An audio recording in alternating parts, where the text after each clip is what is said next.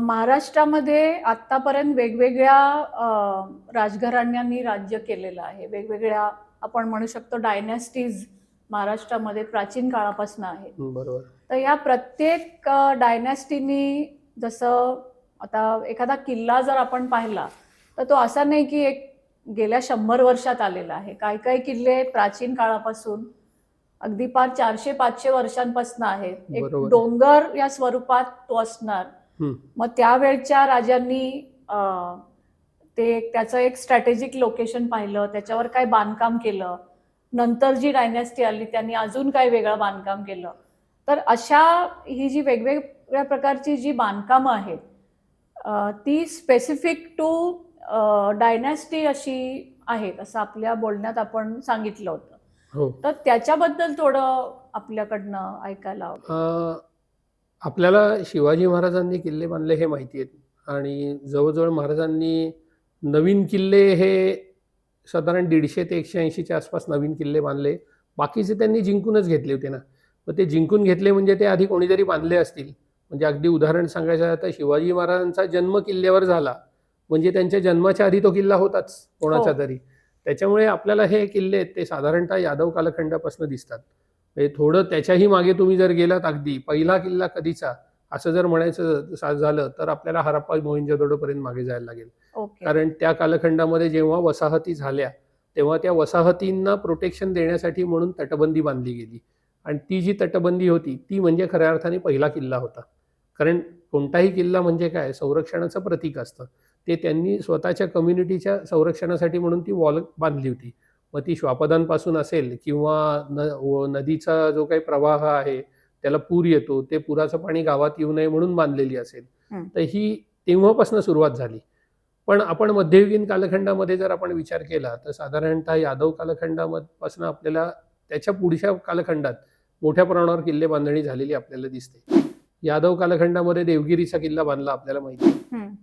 त्याच्यानंतर मग त्याच वेळेला काकतीय नावाचं एक साम्राज्य होतं तेलंगणा वगैरे या भागात. म्हणजे आजचा वारंगळ तुम्हाला माहिती असेल तर वारंगळ ही त्यांची राजधानी होती. काकतीय. तसंच खालती मग शिलाहार राजे होते. त्यांनी पन्हाळ्यासारखा किल्ला बांधलेला होता. त्याचे उल्लेख आपल्याला मिळतात. त्याच्यानंतर खालती ते आपल्याला होयसाळ नावाचं साम्राज्य होतं. मग त्याच्यानंतर विजयनगर होतं. तर ही सगळी वेगवेगळी साम्राज्य जी होती त्यांनी किल्ले बांधलेच होते. त्यांनी फक्त ही दुर्गबांधणी त्यावेळेला कमी स्वरूपात होती.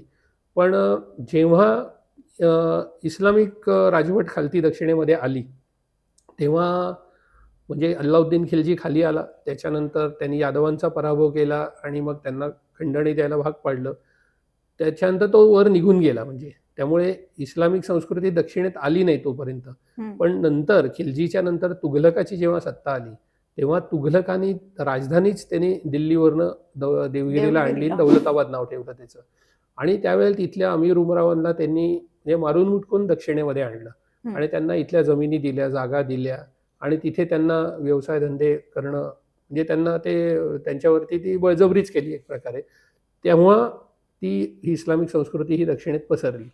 आणि मग त्याच्यानंतर तुघलकाच्या नंतर बहमनी साम्राज्य म्हणजे हेच अमीर उमराव जे होते त्यांच्यातनंच एक लीडर तयार झाला जो होता अल्लाउद्दीन हसन गंगू बहमनी त्याचं नाव.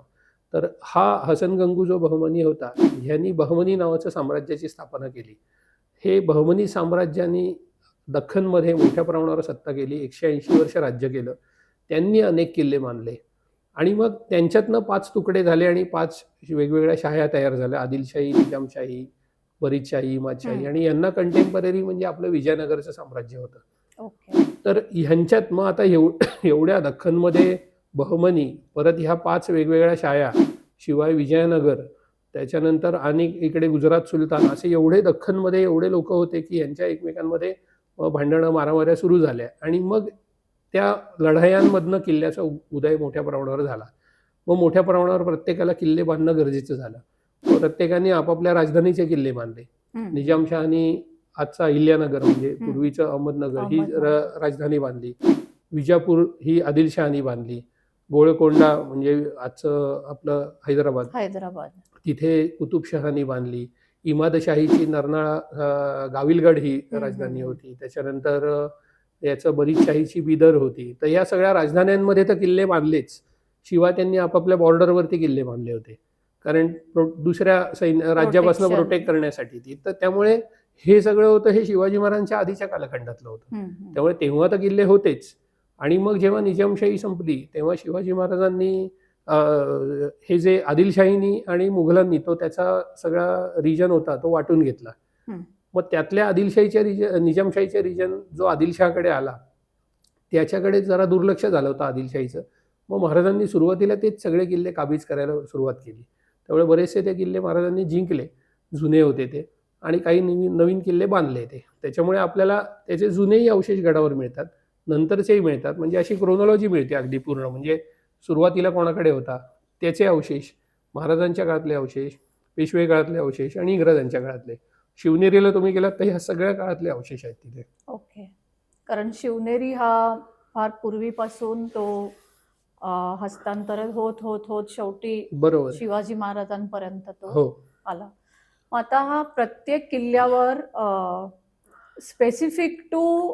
स्पेसिफिक आता विजयनगर साम्राज्य त्यांच्याकडे जेव्हा तो होता तेव्हा त्यांनी स्पेसिफिक काही एक पर्टिक्युलर टाईपचं आर्किटेक्चर तिकडे बनवलं. त्याच्यानंतर मुसलमानांकडे गेला तेव्हा एक काही पर्टिक्युलर बनवलं. असे काही स्पेसिफिक आर्किटेक्चरचे अवशेष आपल्याला ओळखता येतात. हो, निश्चितच. अगदी म्हणजे इस्लामिक स्थापत्य किंवा इस्लामिक कल्चर हे दक्षिणेत येण्याच्या आधी आपल्याकडे किल्ल्यांचे दरवाजे तुम्ही बघाल तर त्यात कुठेही तुम्हाला कमानी दिसत नाहीत. किल्ल्यांचे दरवाजे हे चौकोनी आकाराचे दिसतात. तुम्ही देवगिरी किल्ल्यावर जर जाल तर तिथला भुयाराचा जो एंट्रन्स आहे त्या भुयाराचा एंट्रन्स हा चौकोनी दरवाजा एखाद्या मंदिरासारखाच वाटेल तुम्हाला, असाच आहे. किंवा तुम्ही वारंगळला जावा, वारंगळच्या किल्ल्याचे सगळे दरवाजे चौकोनी आहेत. तिथे विजयनगरच्या याचे तुम्ही बघा सगळे चौकोनी दरवाजे आहेत. पण इस्लामिक स्थापत्य किंवा कल्चर खालती आल्यानंतर तिकडे कमानी आल्या आपल्याकडे, म्हणजे बांधीव कमानी. आपल्याकडे कमान नव्हतीच अशातला भाग नाहीये. आता लेण्यांमध्ये आपल्याला दिसते की कमान केलेली, पण ती कोरीव असते.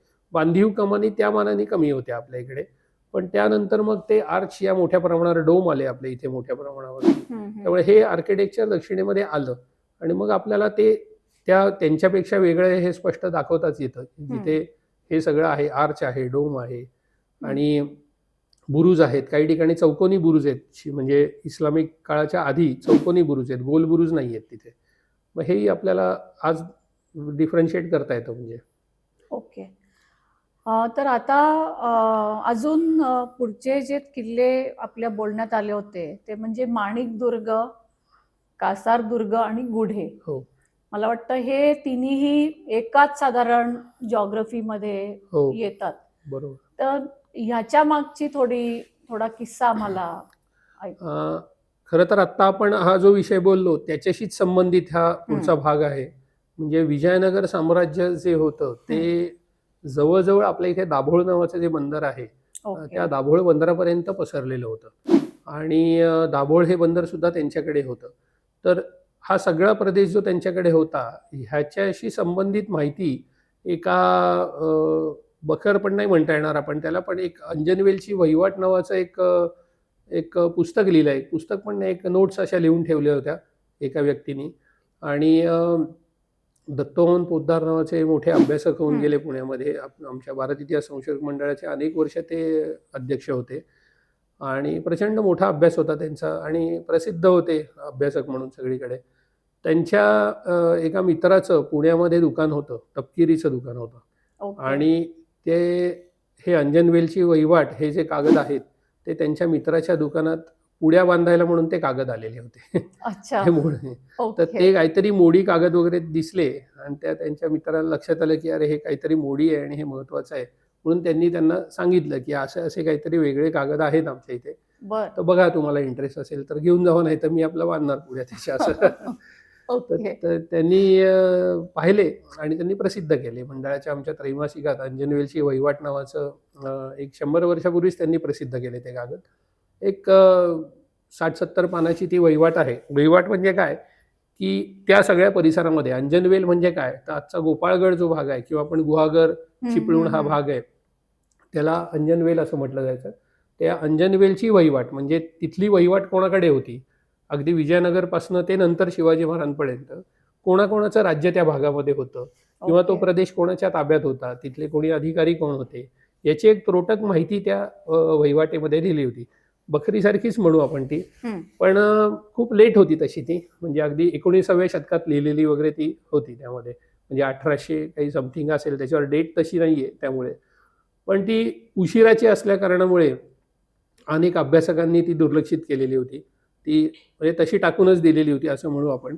याचं कारण त्याच्यामध्ये शिवाजी महाराजांशी संबंधित ज्या घटना आहेत किंवा राज्याभिषेक असेल, त्याच्या डेट्स त्याच्यामध्ये चुकीच्या होत्या. ओके. तर ती बेसिकली ती वहिवाट म्हणूनच लिहिली होती. लिहिणारा काही इतिहास अभ्यासक नव्हता की एक्झॅक्ट डेट द्यायला वगैरे हे. तर त्यांनी, पण मी जेव्हा ती वहिवाट वाचली, म्हणजे वहिवाट म्हणजे दत्तवान पोद्दारांनी केलेलं ट्रान्सलेशन वाचलं, हम्म. तेव्हा असं लक्षात आलं की ठीक आहे, ह्यांनी काय शिवकालीन तारखा वगैरे चुकवलेल्या आहेत त्याच्यामध्ये.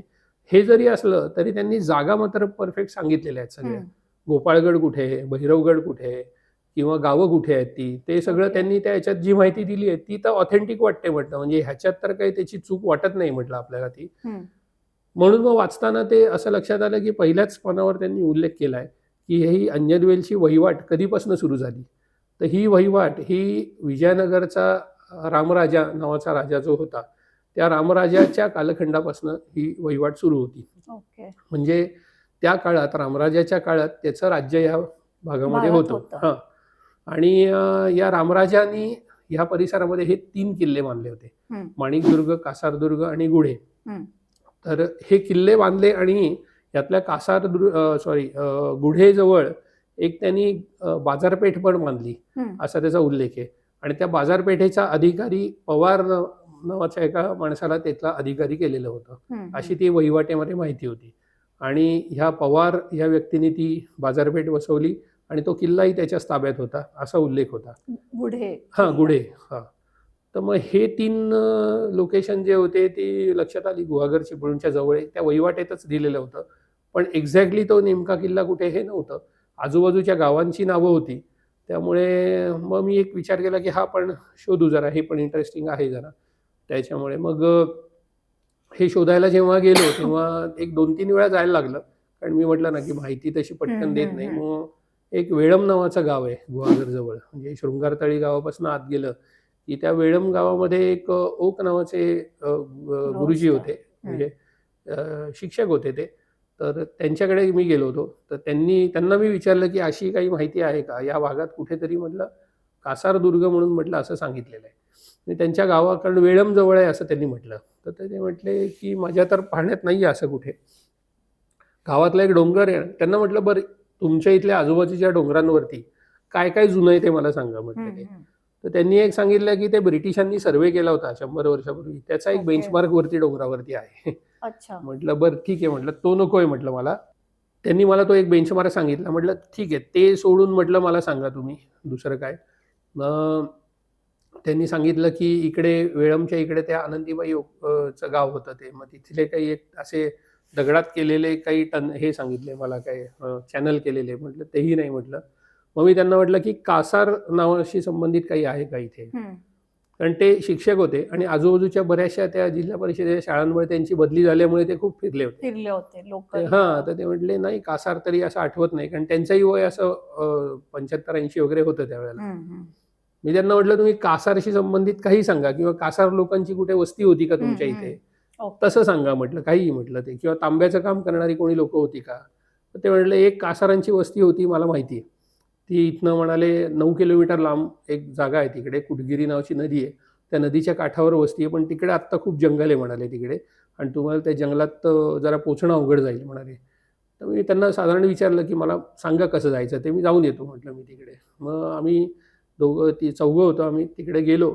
मग गाडी आम्हाला एके ठिकाणी लावायला लागली आणि पूर्ण एक डोंगर उतरून पलीकडच्या व्हॅलीत उतरायला लागलं. आणि त्यांनी मला असं सांगितलं होतं की ती कासारांची जिथे वस्ती होती आत्ता तिथे तुम्हाला सांगायला कोण नाही आहे, कारण गावच नाही आहे जवळ कुठे.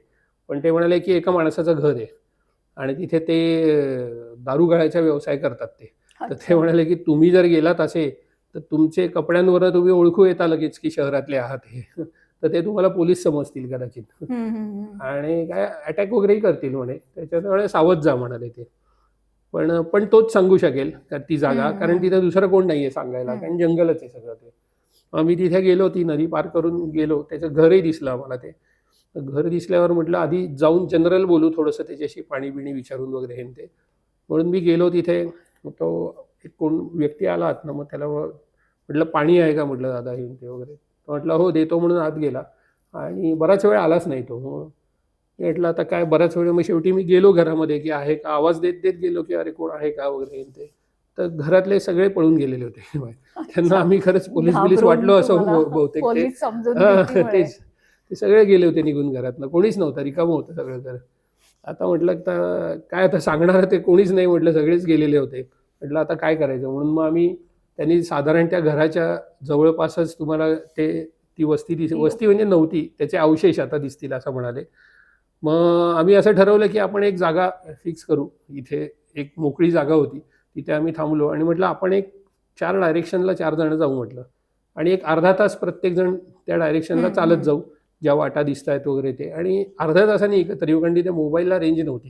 अच्छा. त्याच्यामुळे आम्हाला असंच काहीतरी करणं. एक हं. वेळ हां, ठरवूनच म्हणजे चुकायला नको, नाहीतर कोणतरी हो, हरवायचं, त्याला शोधण्यात परत वेळ जायचा त्याच्यात. बरोबर. मग ते ठरवून आम्ही अर्ध्या तासाने भेटलो. मग त्यात माझा एक वरद म्हणून मित्र आहे, त्याला एक खंदकासारखे अवशेष दिसतायत म्हणाला तो. म्हटलं मग चला आपण जाऊ म्हटलं तिकडे. मग आम्ही तिकडे गेलो. तर एक मोठा खंदक दिसला आम्हाला. काळाने भरला होता बऱ्यापैकी, पण दिसला तो खंदक. खंदकाच्या कडेच्या भिंतीवरती, म्हणजे खंदकाची जी आतली बाजू असते, तिथे दगड रचून एक भिंत तयार केलेली सुद्धा दिसली. तसंच आतल्या बाजूला गेल्यावर त्याच भिंतीचे आतल्या बाजूचे पण अवशेष दिसले. पण ओके. आत मात्र सगळी शेती त्या लोकांनी केलेली होती ना, त्यामुळे आतलं सगळं मात्र सपाट झालेलं होतं. हं, आत हं, हं. काही अवशेष फार राहिलेले नव्हते. पण तो खंदक आणि तटबंदीची भिंत हे मात्र आम्हाला तिथे मिळालं त्याच्यात. म्हणजे आणि मग तो क्लू तुम्हाला हां, पुरेसा म्हणजे होता. खंदक हा तर खूप मोठा क्लू आहे. हो, म्हणजे हो, अजून काही, हो. कारण असं जंगलामध्ये कोण कशाला करेल ना तिथे जाऊन करेक्ट. ते. आणि त्यात शिवाय आपल्याकडे कागदपत्रात पण ही माहिती आलेलीच आहे, की अशी जागा आहे आणि त्या जागी हे केलेलं आहे. हं, हं. त्यामुळे तो किल्ला आहे हे म्हणणं मला सोपं झालं. कारण घडीव दगडाच्या भिंती बांधल्या आहेत याचा अर्थ मानवनिर्मित काहीतरी आहे. हो, हो, हो. सगळं नॅचरल तर नक्कीच नक्कीच. नाहीये ते. मग त्याच्यानंतर मग आम्ही परत काही म्हणजे पुण्याला आलो परत. मग परत एकदा मग गुढे बघण्यासाठी म्हणून गेलो.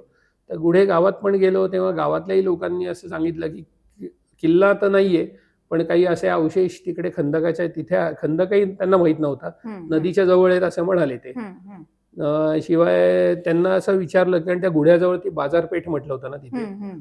तर त्यांना म्हटलं, की "इथे अजून काय आहे?" म्हटलं. तर ते म्हटले, की "तिथे त्या किल्ल्याच्या बाहेरच्या बाजूला एक शेषशाही विष्णूची मूर्ती आहे आणि एक हनुमानाचं मंदिर आहे."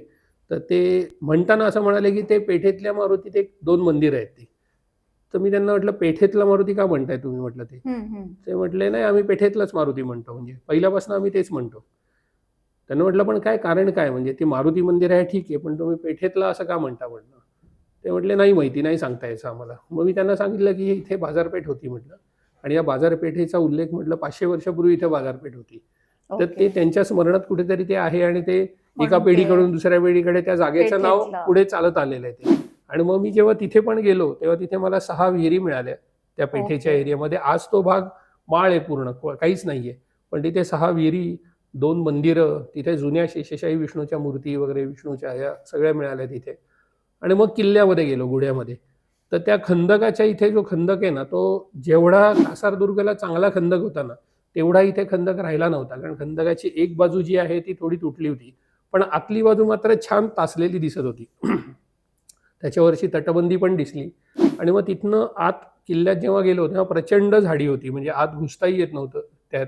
म्हणजे कुठं घुसायचं हेच कळत नव्हतं, कारण किल्ल्याचा एंट्रन्स काही राहिला नव्हता. पण आत गेल्यावरती एका कातळावरती बुरुजाचे अवशेष आम्हाला मिळाले. प्रॉपर बुरुज तिथे बांधलेला होता तो. आणि त्याच्यानंतर मग किल्ल्यात प्रवेश केल्यावर तर आत खूप बांधकामाची जोती होती. तटबंदी होती. त्याच्यात बंदुका मारण्याच्या जागा होत्या. त्यामुळे बऱ्याचशा गोष्टी आम्हाला तिथे किल्ल्यामध्ये मिळाल्या. एक पाण्याचं टाकं मिळालं आत. हे सगळं झाडीत होतं खूप त्याच्यामध्ये. ओके. त्यामुळे फोटोमध्ये बघाल तर तुम्हाला पटकन लक्षात येणार नाही असं, तरी त्यातल्या त्यात आम्ही थोडी साफसफाई करून ते फोटो काढले. आणि मला वाटतं कोकणात असल्यामुळे पाऊस खूप जास्त, त्यामुळे पडझड जास्त, झाडं खूप वाढलेली असणार. प्रचंड झाडं, म्हणजे तुम्ही त्या रस्त्यावरनं जर तो किल्ला बघितलात, तर नुसती तुम्हाला झाडीच दिसेल. एक अवशेष हं. दिसणार नाही रस्त्यावरनं त्या किल्ल्याचा, एवढी झाडी आहे तिथे. आणि वर्षानुवर्षे त्याचं मेंटेनन्स कोणीच केलं नाही हं, ना. हं, हं. त्यामुळे मोठी-मोठी झाडं वाढली आहेत किल्ल्यावर. तटबंदीवरची झाडं वाढून त्यांनी त्या भिंती ऑलरेडी पाडलेल्या आहेत खालतीने. पण आता जे काही अवशेष मिळाले आहेत, ते म्हणजे यायचे मिळाले. म्हणजे थोडक्यात काय की हे विजयनगर साम्राज्यातले किल्ले होते आणि जे शिवाजी महाराजांच्या काळातच ओस पडलेले होते. तर ओके, शिवाजी ओके. महाराजांच्या किल्ल्यांच्या यादीमध्ये या किल्ल्यांची नावच येत नावच नाही. येत नाहीत. कारण ते तेव्हाच कधीतरी ते ओस पडलेले होते ते किल्ले. जसं तुम्ही सांगितलं ते अंजनवेलची वहिवाट त्याच्यावरनं हे ऍक्सिडेंटली आपल्याला बरोबर आहे. नाही कळलं. पण ठीक आहे म्हणजे ती वहिवाट मिळाली हो. म्हणजे आणि लोकांनी दुर्लक्ष केलं होतं त्या वहिवाटीकडे. कारण शिवाजी महाराजांशी संबंधित तारखा चुकल्या आहेत तिथे. म्हणून मग ती वहिवाट खोटी आहे असं असं काही जणांनी राईट. हे केलं होतं. पण ठीक आहे म्हणजे शिवाजी महाराजांच्या याच्यात तारखा चुकल्यात ह्या काही दुमत नाहीये याच्याबद्दल. पण आपण दुसऱ्या अँगलनी बघितलं पाहिजे. आपण फक्त एक की शिवकालीन घटना, पण जिओग्राफी जर बघितली किंवा तिथल्या गावांची नावं हे तर मात्र बरोबर होतं. बरोबर होतं. आणि शिवाय पुढे जाऊन जेव्हा मी हे प्रत्यक्ष बघितल्या या जागा, तिथे अवशेष मिळाले ना, म्हणजे ते बरोबर आहे. लिहिलेलं जे आहे ते हो. बरोबर आहे. ते काही चूक आहे असं नाहीये ते. बरोबर. हां, सर तर आता आपण गुढे या किल्ल्याबद्दल सांगितलं. तिथे कसा तुम्हाला क्लू मिळाला आणि कसं तुम्ही पुढे गेलात. तर आता एक माणिकदुर्ग असा पण एक किल्ला आहे जो याच शृंखलेमध्ये होता. तर माणिकदुर्ग कसं काय म्हणजे समोर आला? त्या अंजनवेलच्या वहिवाटीमध्ये 3 किल्ल्यांचा जो उल्लेख होता, माणिकदुर्ग, कासारदुर्ग आणि गुढे.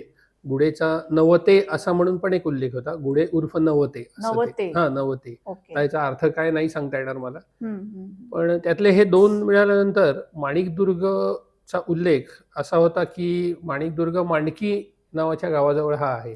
मांडकी. मांडकी. हां, तर ते हे मांडकी गाव जरा लोकेट केलं मी, तर ते मला सावर्डे म्हणून नावाचं जे चिपळूणजवळ गाव आहे, हं. त्या सावर्डेपासून साधारण एक 5 किलोमीटर आतल्या बाजूला ते मांडकी गाव लोकेट झालं ते.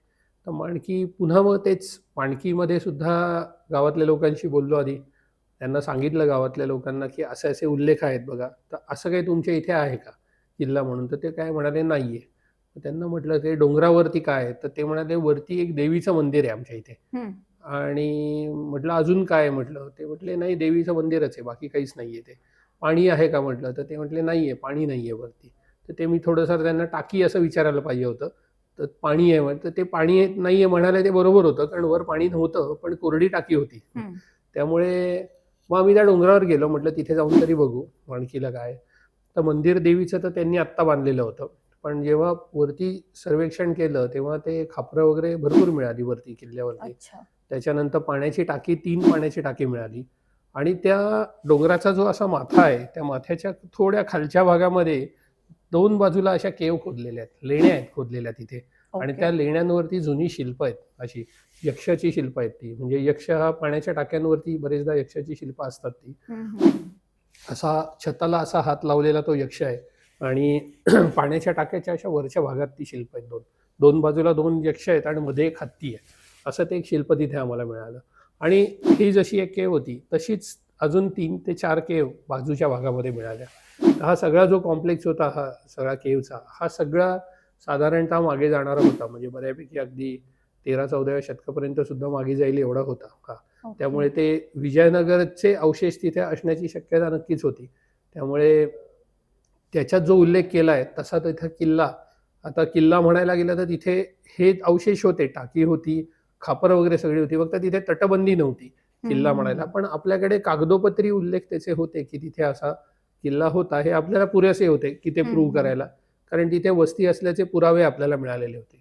त्याच्यानंतरच्या काळामध्ये आम्ही साधारण 2012 मध्ये मी तिथे उत्खनन केलं होतं त्या हं. किल्ल्यावर. आणि आम्ही 10 दिवस त्या गावामध्ये 10 ते 15 दिवस राहिलो होतो त्या गावामध्ये आणि आम्ही रोज किल्ल्यावरती चढायचो, उत्खनन करायचो, खाली यायचो, परत रोज वर जायचो. तर ह्याच्यात आम्हाला बरेचसे अवशेष मिळाले, बांगड्यांचे अवशेष मिळाले, बरं. खापरं खूप वेगवेगळ्या प्रकारची खापरं मिळाली, की जी आम्हाला व्यापारी मार्गांवरती जी खापरं मिळतात किंवा हं. बंदरांवरती जी खापरं मिळतात, चौलच्या उत्खननात जी खापरं मिळाली, ती सगळी खापरं आम्हाला इकडे मिळाली याच्या ठिकाणी. ग्लेझवेअर नावाची एक पॉटरी असते, की ज्याला आतल्या बाजूने ग्लेज असते ओके. खापराला ती किंवा चायनीज पॉटरी असते, ती आम्हाला तिथे मिळाली. बरेच अनेक अवशेष तिथे मिळाले. साधी लोकल स्थानिक खापरं तर खूपच मिळाली म्हणजे हं. त्यामध्ये. त्यावरनं हे नक्की सांगता आलं, की इथे नक्की कोणाची तरी सेटलमेंट होती. वस्ती होती हां. आणि कुठल्या तरी स्वरूपात बाजार होता किंवा कोणी बरं, राहत होतं. बाजार असं नाहीये. ती वस्तीच होती हं. तिथे. पण हे जेव्हा अशी खापरं येतात एखाद्या ठिकाणी, जी चायनीज पॉटरी असेल किंवा ही ही अशी एखाद्या स्थानिक लोकल किल्ल्यावर येत नाहीत ती. ओके. तिथे कोणतरी असं रॉयल व्यक्ती राहत असेल हम्म, तरच हम्म, त्याच्याकडे ती, कारण आपल्याकडे सुद्धा जी अशी आता काय शोपीस वगैरे हे म्हणतो, भारीतले शोपीस आता म्हणजे श्रीमंत लोकांकडेच दिसेल, ते हम्म. कुठे सर्वसामान्य मध्यमवर्गीयांच्या घरांमध्ये नाही दिसणार तुम्हाला. त्यामुळे तसंच आहे, तिथे त्याचे तुकडे जे आम्हाला मिळाले त्याचे, ते तिथेच मिळाले आम्हाला. त्यामुळे हा अगदी ठीक आहे असं आपण नाही म्हणू शकत किंवा तो श्रीमंतच माणूस राहत होता, पण ॲटलिस्ट कोणतरी ट्रेडर किंवा कोणतरी बाहेरची माणसं तिथे येत होती, जात होती, की जेणेकरून ती खापरं तिथे आलेली आहेत त्यामध्ये. तर हे सगळे अवशेष आम्हाला तिथे मिळाले.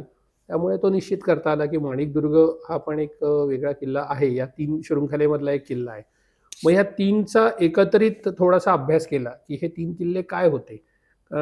त्याच सुमारास नाही 2004ला डेक्कन कॉलेज तर्फे पालशेत नावाच्या गावाला उत्खनन झालं होतं. आता नकाशावर जर आपण बघितलं, तर पालशेत, माणिकदुर्ग, कासारदुर्ग, गुढे हे सगळे एका रांगेत दिसतात. हम्म. म्हणजे ही जर आपण उत्तर धरली इकडे आणि इकडे जर कोकण म्हणजे कोस्ट लाईन धरली आपण, हम्म. तर कोस्टवरती पालशेत हे बंदर आणि ओके. त्या बंदरावरनं एका ठराविक अंतरावर कासारदुर्ग, ठराविक अंतरावरती गुढे पुढे आणि ठराविक अंतरावरती तिकडे माणिकदुर्ग माणिकदुर्ग. आणि तिकडनं लगेच मग सह्याद्री, वेस्टर्न घाट. ओके. तर त्यामुळे हा कुठला तरी असा व्यापारी मार्ग व्यापारी होता, मार्ग की जो पालशेतवरनं जात होता आणि तो वरती पठारी भागात जाणारा होता. हे त्याच्यावरनं आम्हाला प्रूव्ह करता आलं, की हम्म. हे 3 किल्ले हे या व्यापारी मार्गावर प्रोटेक्शन देण्यासाठी म्हणून बांधलेले होते. म्हणजे तिथनं जाणारे जे ट्रेडर्स असतात, कारण त्यावेळी पण लोकांना भीती असायची, चोऱ्या, दरोडेखोरी वगैरे हे ते. त्यामुळे या ठिकठिकाणी त्यांना संरक्षण देण्याच्या बदल्यात त्यांच्याकडनं पैसे घेतले जायचे ते. तर त्यासाठी हे बरोबर ठराविक अंतरावरती किल्ले दिसतात. आणि मग त्याच शृंखलेमध्ये पुढे आपल्याला भैरवगड वगैरे, इतर दातेगड, गुणवंतगड वगैरे असे किल्ले दिसतात, पण ते थोडे नंतर मध्ययुगीन कालखंडातले. म्हणजे थोडक्यात काय की बंदर आणि सह्याद्री याच्या मधला जो एक ट्रेड रूट आहे, हो, त्या रूटवर हे सगळे किल्ले बरोबर आपल्याला बरोबर. मिळाले. कारण मी जसं ते तुम्हाला सांगितलं, की माझ्या PhDच्या कामामध्ये मी खाड्यांवरचे कोकणातले किल्ले, खाड्यांच्या आतला किल्ला आणि आत का बांधलेला आहे, कारण तो ट्रेड रूट आहे. ओके. इकडनं माल जो आहे तो छोट्या बोटीतनं टाकून आतल्या खाड्यांपर्यंत, म्हणजे पाणी जिथपर्यंत संथ आहे तिथपर्यंत आणणार आणि तिकडनं परत तो माल जो गाढवा बैलांवरती लादून लँड रूटनी घाटाच्या पायथ्याला आणि घाटाच्या पायथ्यातनं तो माल परत घाटाच्या माथ्यावर. एक बरोबर. वेगळ्या एजन्सी असायच्या की ज्या फक्त घाट क्रॉस करून द्यायच्या. ओके. म्हणजे तिथे एक उल्लेख असा येतो, उशिराचा आहे थोडा, आंबाघाट नावाचा घाट आहे कोल्हापूरजवळ. तिथनं संगमेश्वरला येणारा जो रस्ता आहे, त्यातल्या घाटावरती माल घेऊन वर चढायचा किंवा वरचा माल खाली आणायचा, याच्यासाठी जी एजन्सी होती त्यांनी प्रत्येक बैलाला ₹1 आणि प्रत्येक माणसाला ₹1 असा रेट होता त्यांचा. ओके.